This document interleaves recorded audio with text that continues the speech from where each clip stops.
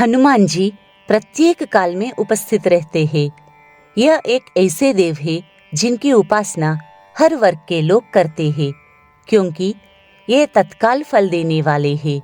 इन्हें हनुमान, पवनपुत्र, आंजनेय, केसरी नंदन आदि अनेक नामों से पुकारा जाता है। ये पौराणिक और तांत्रिक देव होने से सभी को प्रिय है। ग्राम देवता के रूप में भी इनकी पूजा भारत के अनेक ग्रामीण अंचलों में की जाती है। वाल्मीकि रामायण में किष्किंधा कांड में 60वें अध्याय में कहा गया है कि एक बार अंजना देवी पर्वत पर चढ़कर प्राकृतिक सौंदर्य निहारती हुई कल्पना कर रही थी कि उनके भी एक गुणवान पुत्र होता तो कैसा होता। तभी वायु के तेज झोंकों से अंजना देवी की धोती का छोर ढल गया और उन्हें आभास हुआ कि उन्हें कोई छू रहा है। क्रोधित होकर वह शाप देने वाली ही थी कि वायुदेव का प्राकट्य हुआ। उन्होंने जब वस्तु स्थिति से अवगत कराकर कहा कि तुम्हें पराक्रमी वीर पुत्र की प्राप्ति होगी, तब अंजना ने उन्हें क्षमा कर दिया। हनुमान जी के जन्म की अनेक कथाएं प्रचलित है। शिव पुराण की शतरुद्र संहिता के अनुसार जब विष्णु ने मोहिनी रूप धारण किया, तब भगवान शिव अचरज करने लगे कि यह सुंदरी कौन है।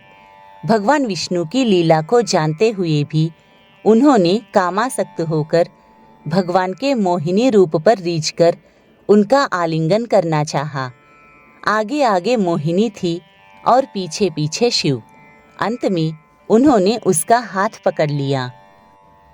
फलस्वरूप वह अपनी सुध-बुध खो बैठे। लेकिन काम की पूर्ति न होने पर शिव का वीर्य स्खलित हो गया, जिसे सप्तर्षियों ने एक पत्ते पर रखकर कान के रास्ते अंजना में प्रविष्ट करा दिया। समय पूरा होने पर चैत्र शुक्ल पूर्णिमा को मंगलवार के दिन हनुमान जी अवतरित हुए। बालक हनुमान का सौंदर्य देखते ही बनता था। इनको ब्रह्मा ने वर दिया कि इन्हें कभी ब्रह्मशाप नहीं लगेगा और ना ही कोई अंग अस्त्र शस्त्र से विदीर्ण होगा।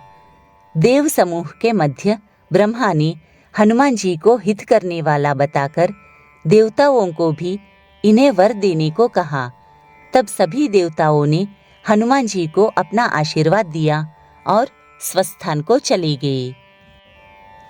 हनुमान जी को दीपदान करने से सभी मनोरथ पूरे होते हैं। हनुमान जी को उड़द, गेहूं, मूंग, तिल, चावल से बने आटे का दीपक ही दान करना चाहिए। ऐसा दीपदान करने से मनोरथ पूरे होते हैं। शास्त्रों में उल्लेख है कि किसी भिक्षुक को तिल का तेल दिया जाए तो लक्ष्मी प्रसन्न रहती है। सरसों के तेल के दान से रोगों का शमन होता है। पुष्प सुगंध से युक्त तेल के दान से सभी इच्छाएं पूरी होती है। कन्या प्राप्ति के लिए लौंग, कपूर, इलायची का दीपक शुभ माना जाता है। मंगलवार के दिन आंगन साफ करके दीपदान करने से शुभत्व की प्राप्ति होती है। हनुमान जी के लिए दीपदान की बत्ती लाल सूत की होनी चाहिए। पूजा में भी लाल वस्त्र और लाल पुष्प ही काम में लेने चाहिए, क्योंकि हनुमान जी को लाल रंग प्रिय है। स्फटिक शिला से युक्त शिवलिंग के निकट, शालिग्राम के निकट हनुमान जी के निमित्त दीपदान करने से ऐश्वर्य की प्राप्ति होती है। विघ्न दूर करने हेतु हनुमान जी के निमित्त गणेश जी के निकट दीपदान करना चाहिए। विष व्याधि के शमन हेतु हनुमत विग्रह के समीप दीपदान करना बताया गया है। क्रूर ग्रहों के अनिष्ट के लिए चौराहे पर दीपदान करना चाहिए। विभिन्न बाधाओं के निवारणार्थ राजद्वार पर हनुमान जी के निमित्त दीपदान करना चाहिए। खोए हुए द्रव्य की प्राप्ति हेतु भैंस के गोबर का दीपदान करना चाहिए।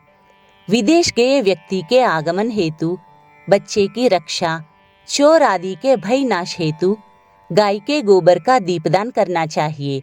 ध्यान रखें कि गोबर जमीन पर गिरा हुआ नहीं होना चाहिए।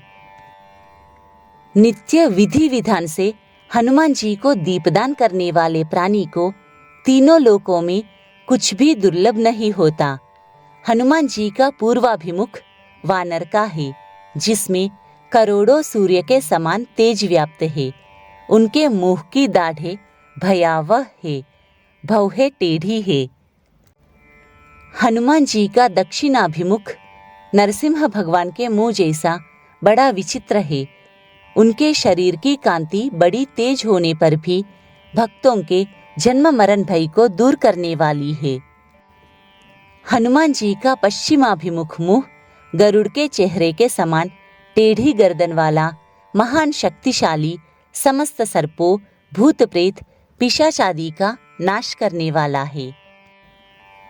हनुमान जी का उत्तराभिमुख वाराह अवतारधारी विष्णु के समान है, जो कि सांवला और आकाश में चमकते हुए तेज के समान और पाताल में सिद्धि बेताल ज्वर रोगों का नाशक है।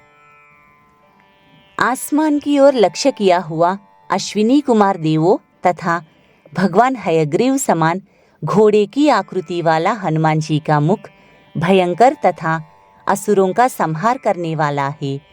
इसी अश्वमुख वाले हनुमान जी ने भयंकर युद्ध में ताड़का का संहार किया था। वे अश्व की आकृति के समान मुंह वाले हनुमान कष्टों से घिरे भक्तों के लिए एकमात्र शरण है। ऐसे 5 मुंह वाले 11वें रुद्र कहलाने वाले हनुमान जी बड़े कृपालु हैं और शीघ्र ही अपने भक्तों की मुराद पूरी करते हैं।